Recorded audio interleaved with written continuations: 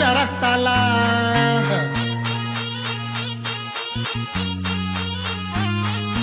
आज या हो वक्ताला बाबा भीमाच्या रक्ताला आज या हो वक्ताला बाबा भीमाच्या रक्ताला जातीवादी कोळकती झाल्यासारखं वाटतंय जातीवादी कोळकती झाल्यासारखं वाटतंय बाळासाहेबांना पाहून ग बाळासाहेबांना पाहून ग भीम परतून आल्यासारखं वाटतंय बाळासाहेबांना पाहून ग भीम परतून आल्यासारखं वाटतंय